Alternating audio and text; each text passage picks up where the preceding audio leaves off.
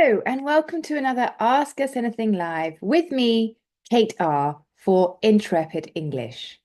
I'm the senior teacher with Intrepid English, and every Friday I go live and I talk about a grammar, pronunciation, or vocabulary point to empower you in your English. And this Friday, today, it's Valentine's Day. So, of course, I have 14 idioms that use the word heart. 14 because Valentine's Day is on the 14th of February. So let's get started. My first idiom is heart of gold. This means a person who is very kind and caring. For example, she has a heart of gold. She's always helping others in need. Number two, at heart. We use this expression, this idiom, when we're talking about someone's true nature, deep down in their soul, their true nature. So, for example, he acts like a tough guy on the outside, but at heart, he's just a softie. Number three, to have a heart to heart. Now, this is a great expression to talk about having an open and honest conversation. So, for example, the other night with my husband, we had a heart-to-heart about our future. It was a really good conversation. It was a really important conversation for what we're going to do, what our next steps will be. Number four, to take heart. Now, this means to be encouraged or to have hope, to feel encouraged, and to have hope that something will be okay. So, for example, even though we lost the game, take heart, we'll do better next time. Even though you failed this exam, take heart. You can learn from the experience and do better next time. Number five, to lose heart. Now, this is to become discouraged or to lose hope. So it's the opposite. So, for example, don't lose heart. We still have time to finish this project. Don't give up. Number six is to follow your heart. Now, that is to do what you feel is right. You feel what's the right thing for you. You follow your emotions, your desires. So, for example, I decided to follow my heart and move to Paris when I finished university.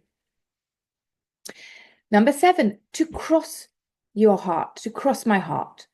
So we children in particular say this, cross my heart and hope to die. And it's basically making a promise. So it's a phrase that we use to promise something really seriously. We make a vow. It's a really serious promise. So, for example, I'll be there for you tomorrow. I'll cross my heart and hope to die. Obviously, if you don't hope to die, but it's a really serious promise. The next, number eight, to have a change of heart.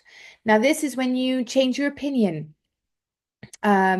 And you change your opinion or your feelings about something. So, for example, she was really determined on one path, and then she was really determined to stay at her job, and then she had a change of heart and she decided to take the job offer.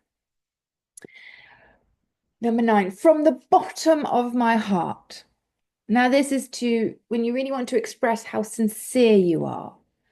So, for example, thank you so much from the bottom of my heart for all your help. It's when you really want to really express how much you're grateful to that person, how sincere your gratitude is.